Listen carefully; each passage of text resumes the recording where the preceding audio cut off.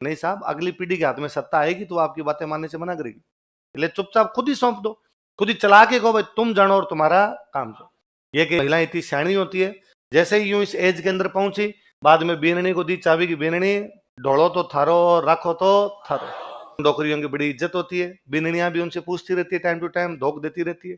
कई डोकरियां यूं यहाँ चाबी लटकाए हुए मरती है, तब तक घूमती रहती है। उनकी बातें बीननियां भी माननी क्या कर देती है। ये भारतीय परंपरा थी। भारतीय परंपरा कहती है कि मनुष्य का जीवन 100 साल का मान लिया जाए। कितने साल का मान लिया जाए? कितने साल का होता है? 100। कम ज्यादा भी हो सकता है, पर हमने माना कितना था? कितने साल का?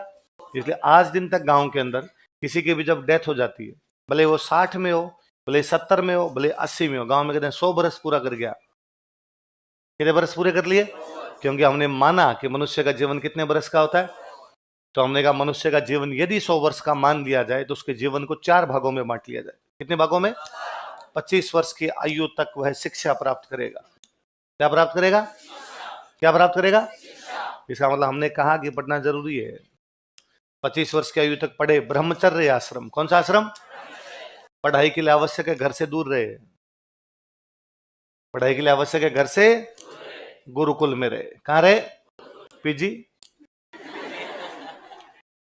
ब्रह्मचर्य आश्रम में कहा गया कि वो ज्यादा सुख सुविधाओं का पालन ना करे। है आपका जीवन वैसा ही है। ब्रह्मचर्य में कहा गया कि वो भाई साहब यूं मखमली गद्दों पर ना सोए, जमीन पर चटाई बिछा के सोए। सो रहे ज्यादातर वही है कि भाई ज्यादातर स्टूडेंट के रूम में कहाँ कोई बिस्तर पड़े, नीचे जमीन पे टिकाए सो गए। और पीजी वाले वो फट्टे भी मिल रहे हैं तो वैसे ही है। उससे अच्छा तो मुझे लगता है जमीन है, ज्यादा ठीक फील होता है। उन फट्टों पे तो कमर सुबह सुबह यूं अकड़ जाती है एकदम, तो वैसा ही जी रहे। और कहा गया कि ज्यादा स्वादिष्ट भोजन ना करे। स्वादिष्ट छोड़ो भाई साहब, ये पीजी में रहने के बाद में एक कला आती है कि बिना निकले हुए डायरेक्ट कैसे लिया जाए। इन पीजी वालों को मेरा कई बार यूं कहने का जीव करता है, भाई रे कहीं तो राम जी होगा, थोड़ा बहुत तो ध्यान रखा करो रे। कोई बैंगन में आलू कैसे मिला सकता है?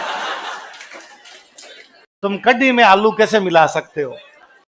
पर भाई साहब जबकि उल्टा होता है, जब भी सब्जी ज्यादा लोगों की बनाई जाए तो अच्छी बनती है ना भाई। शादियों में होता है कई बार, कई कम्युनिटी हॉस्टल्स के अंदर जो दाल वगैरह बनती है, तो जब भी ज्यादा बनती है तो अच्छी बनती है। तो पीजी वालों का भी ज्यादा का ही बनता है, तो उल्टा अच्छा बनना चाहिए। यूं तैर रही होती है, हल्दी अलग, पानी अलग, सब्जी बेचारी यूं कह रही होती है मैं किधर हूं। दाल में तो चुप ही मारनी पड़ती है कि यदि स्विमिंग आती है तो ढूंढ के लाओ दाना कहां है। पर ऐसा अपने शास्त्रों में लिखा हुआ है कि ज्यादा स्वादिष्ट भोजन करना। तो पीजी वालों ने शास्त्र पढ़ रखे हैं, इन्होंने कहा ज्यादा स्वादिष्ट भोजन इनको करवाना भी नहीं है। तो 25 वर्ष की आयु तक आप घर से दूर रहिए, पढ़ाई कीजिए, अच्छे भोजन मत कीजिए, अच्छा जीवन भी मत मतलब सुख सुविधाओं से रहित जीवन जिए। सुख सुविधाओं से रहित है। अच्छा उसमें एक ये और था, अब अपने समाप्त हो गया। उसमें था कि आप भिक्षा मांगकर खाएंगे। कैसे खाएंगे भाई? गुरुकुल चलेगा कैसे? फीस तो लेते नहीं थे, तो अब गुरुकुल चलेगा? नॉर्मल जो कोई ला के दे देता वैसा हुआ करता था उनका, तो अब गुरुकुल चले कैसे? राजा महाराजा दान दिया करते, राजा ने अनुदान दे दिया, बाकी बच्चे आगे पढ़े। अभी गुरुकुल चलाएं कैसे? बच्चे क्या खाएंगे? तो उनको कहते भाई जाओ भिक्षा लेके आओ गांव से। इससे क्या होता है, आपकी अकड़ समाप्त हो जाती है। आप में जो ईगो होता है ना वो पूरा नष्ट होता है। एक राजा का बेटा है वो भी गुरुकुल में पढ़ता है, एक सामान्य व्यक्ति है वो भी गुरुकुल में पढ़ता है। सुबह सुबह दोनों मांगने के लिए गए हैं। दोनों ने घर के बाहर जाके आवाज लगाई कि हे गृह स्वामिनी भिक्षाम देही, भिक्षाम, गृह स्वामिनी भिक्षा दीजिए। गृह स्वामिनी बिलोना कर रही है। बिलोना समझते हो? उसने कहा रुक जा 10 मिनट, एक बार बिलोना कर लूं फिर आऊंगी। आपको वेट करवाया किसी ने, ये भी तो ईगो समाप्त होना है। वरना आपको लगता है मैं किसका वेट कर सकता हूं। पर छोटी उम्र से ही सिखाया जाता है कि नहीं भाई साहब, आपको हो सकता है गुस्सा आए ऐसी परिस्थितियों में, लेकिन गुस्से को क्या करना है, थोड़ी देर में और वापस 10 मिनट हो गया, आपने वापस कहा कि गृह स्वामिनी भिक्षाम दे। उसने कहा क्या है, आ रही हूं ना, इतना क्या लगा रखा। आप पुनः अपने गुस्से के घूंट को पीते हैं। आप उन 25 साल की उम्र तक यदि इन चीजों का अभ्यास कर लेते हैं तो आप जानते हैं कि आगे जब आप समाज के अंदर उतरेंगे तब इस प्रकार की कई परिस्थितियां आएगी। किस व्यक्ति से कैसे बोलना, कैसे पालन करना, इन चीजों का ध्यान रखा जाएगा। यदि छात्र जीवन से इन चीजों का ध्यान रखा जाएगा तो आगे जीवन में इस प्रकार की कठिनाइयां उत्पन्न, जब 25 साल के हो जाते हो तब आपको कहा गया कि अब आपकी शिक्षा पूरी हो चुकी है, अब आप गृहस्थ आश्रम में प्रवेश कर सकते हो। किसमें? इसका मतलब यह है कि अब आपकी शिक्षा पूरी होगी, नौकरी कर सकते हो, और नौकरी करोगे तो ही तो गृहस्थ आश्रम में जाओगे, कमा के खाओगे तो ही परिवार के लिए कुछ लेके आ पाओगे। तब आप गृहस्थ आश्रम में जाइए। और इस गृहस्थ आश्रम, सबसे अच्छा आश्रम जो बताया गया, कौन सा बताया गया? गृहस्थ आश्रम।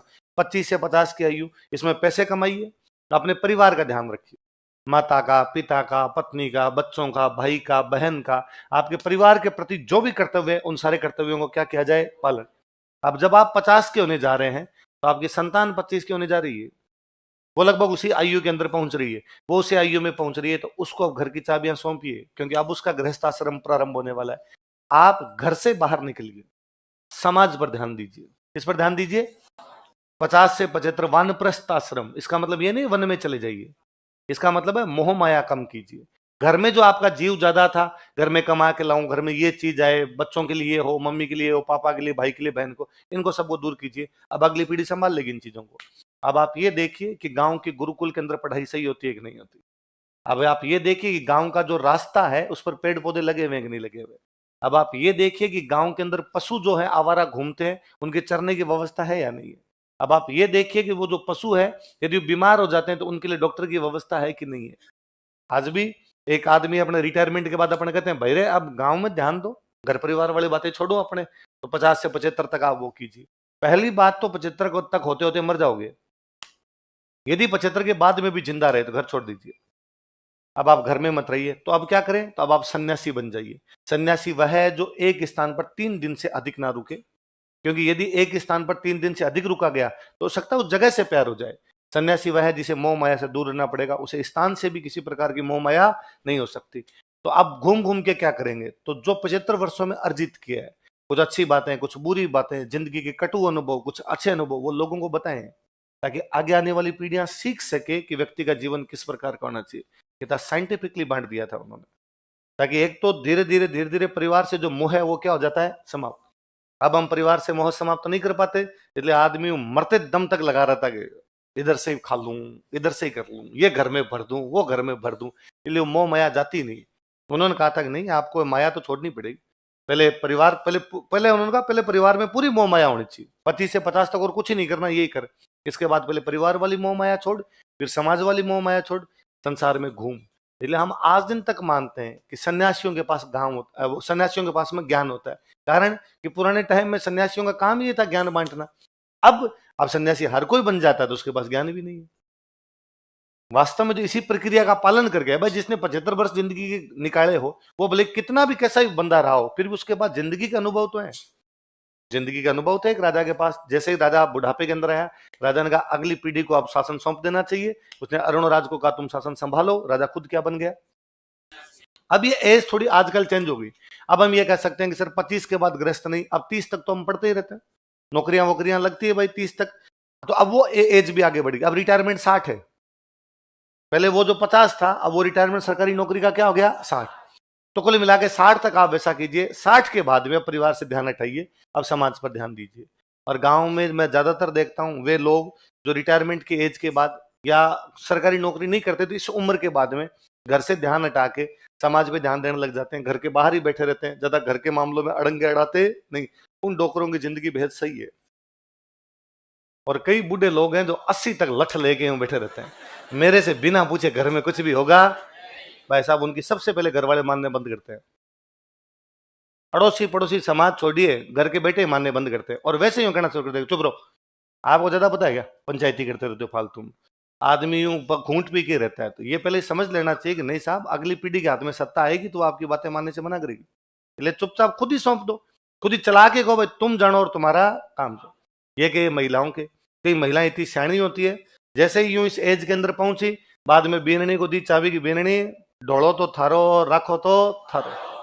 ये रसोई की चाबियां दी जाती है कि रखो तो भी आपका और कोई चीज बिखेरो तो भी आप। उन डोकरियों की बड़ी इज्जत होती है, बिननियां भी उनसे पूछती रहती है, टाइम टू टाइम धोख देती रहती है। कई डोकरियां यूं यहाँ चाबी लटकाए हुए मरती है तब तक घूमती रहती है। उनकी बातें बिनिया भी माननी क्या कर देती है। आई बात समझ में। अपने इस बात से सीख लेनी है। अंतिम समय में जाते जाते शासन किसको सौंप देना है, अगली पीढ़ी को। जैसे अजयराज किसको सौंप गया, किसको, अरुणोरा। अभी आपका जीवन एकदम ग्रस्त वो चल ही रहा है, ब्रह्मचर्य। ब्रह्मचर्य में भी अधिक सुख सुविधाओं का पालन होना नहीं चाहिए। तो अपने भी ज्यादा सुख सुविधाएं जीवन में होनी नहीं चाहिए। तो पापा से एक्स्ट्रा पैसे मंगवाने, जितने कम के अंदर हम जीवन यापन कर सके उतना, जितने में हमारी आवश्यकताओं की पूर्ति हो जाए उतना, उसके अंदर मनोरंजन के साधन होने नहीं चाहिए। तो मोबाइल बंद, मोबाइल शिक्षा पे ध्यान लगाया जाए। उसमें है कि आप अपने गुस्से पे कंट्रोल कीजिए, इसलिए किसी से लड़ा मत कीजिए। ये सिखाती है अपने आप की गुस्से पे कंट्रोल करेंगे।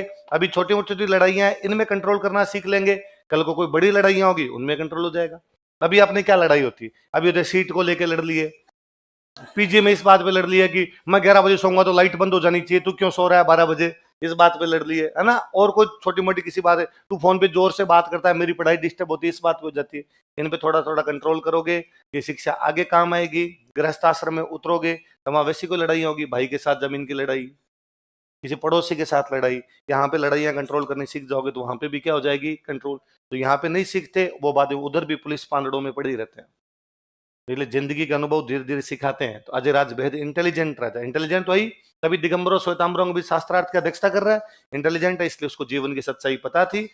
कुछ लोग समय को पहचान लेते हैं, वो जीवन की बाकी चीजों को छोड़ के उस विरक्ति प्राप्त कर लेते हैं। कुछ विरक्ति कर लेते हैं तो भी उनसे जीवन छूटता नहीं, और फिर भी उसी प्रकार के मन में आती रहती है, उन लोगों की जीवन ज्यादा अच्छा होता